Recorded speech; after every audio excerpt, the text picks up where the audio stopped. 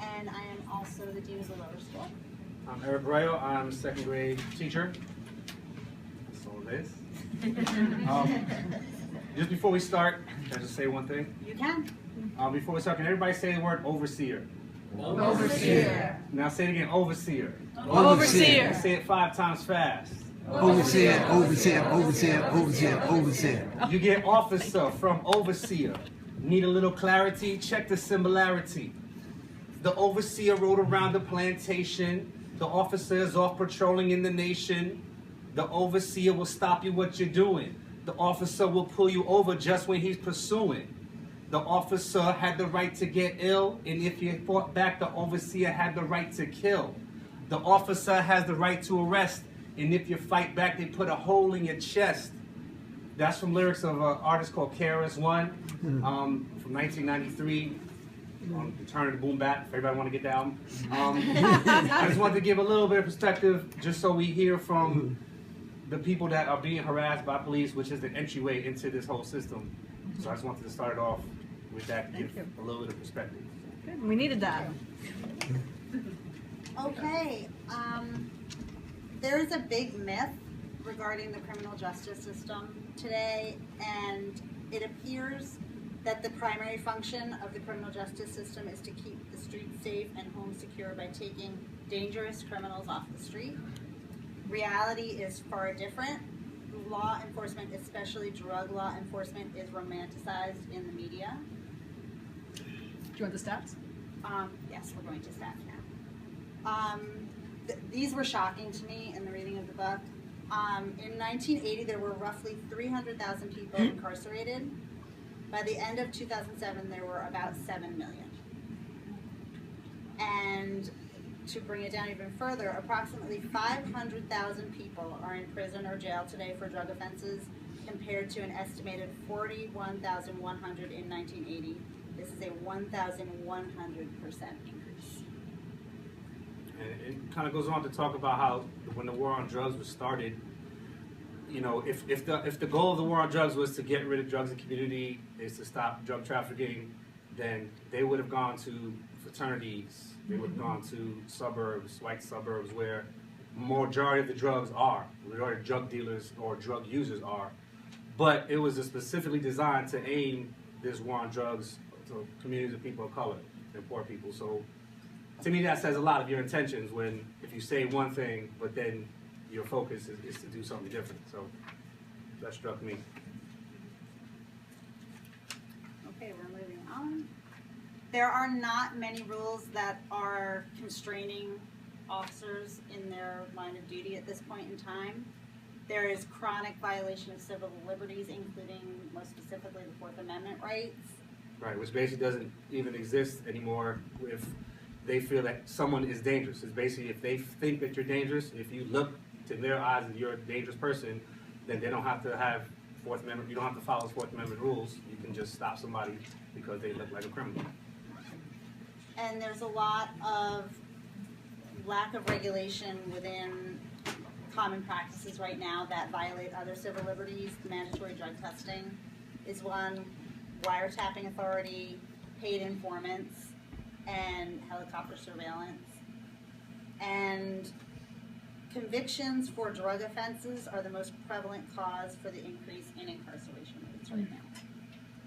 Low level too, the non-lethal drugs, low-level drug dealers, or even just low-level drug users. It's not like we're talking about big kingpins who are bringing drugs into the country, and that's what they're trying to stop. They're getting low-level people into this system. Like selling loose cigarettes.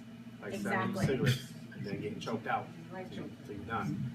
The most damaging channels and the most damaging elements are not addressed under the current plan. And did you say something? You want to say something about Stop and Frisk? Did you have something? That's my next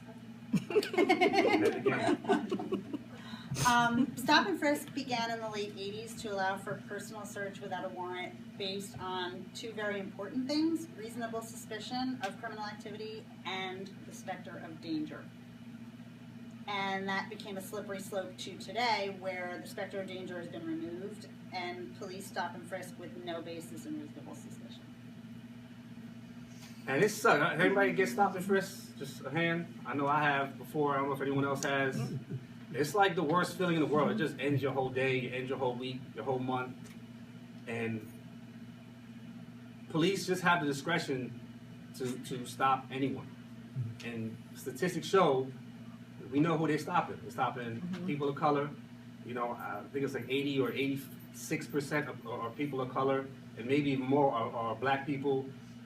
And to me, it's just, I don't know, it's very clear what's going on. And I don't know if everyone sees it that way, but to me, it's very clear what it's designed to do. So. You're on. So this war on drugs, which started with Reagan in the 80s, early 80s, which is really a war on poor people.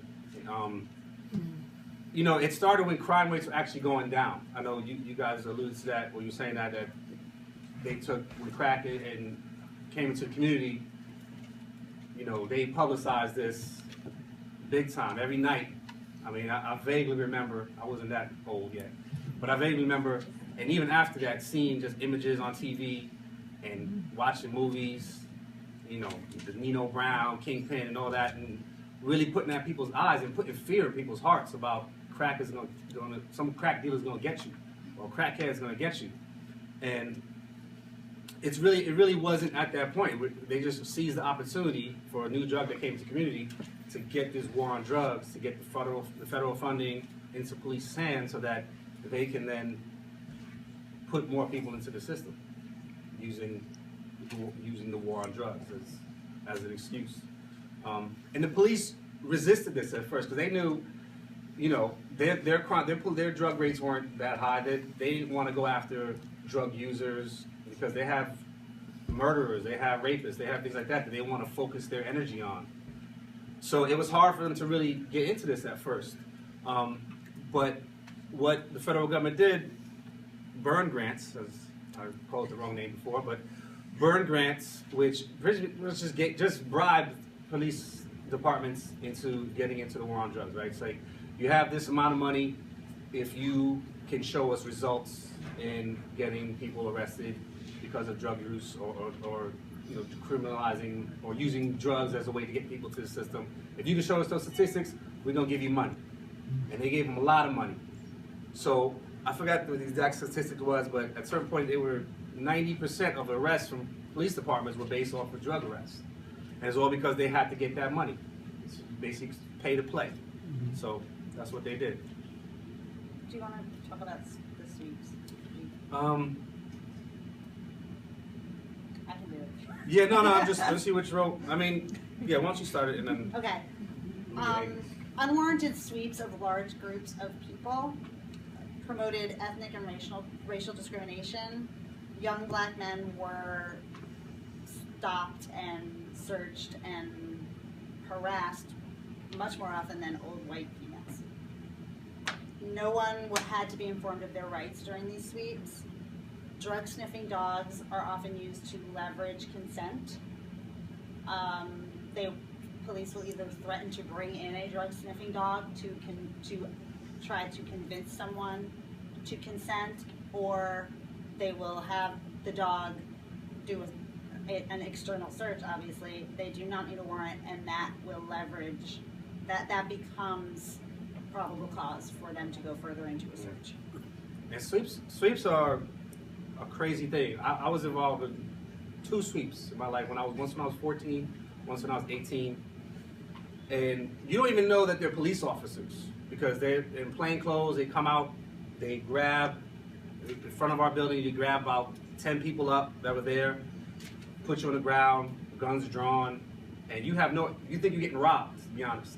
It's your first thought because they don't say police, they just sweep you up. And it's just like a roll of dice for them. They say, well, you know what, there's people outside this community, I bet you 2 of them have some kind of criminal history or have something on them. Let's see what we can do. Let's see what we can find. So it's kind of like a game to police when they do these sweeps, and they're given the legal authority to do it.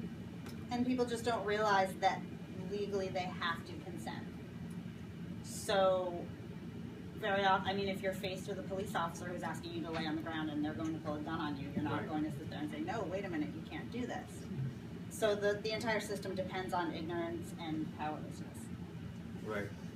And I've seen this YouTube video. There's this guy, is a white man, and he says, I don't answer questions. That's his whole thing.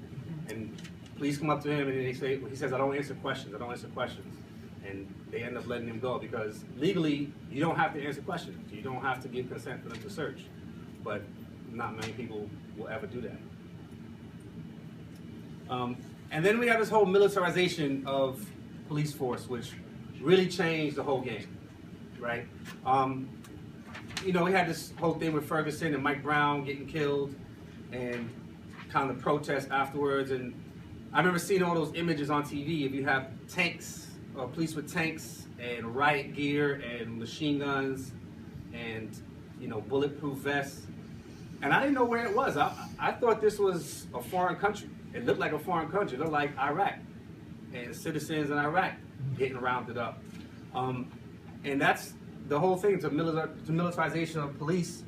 It started with this whole military, I might get it wrong, Military Cooperation with Police Departments Act.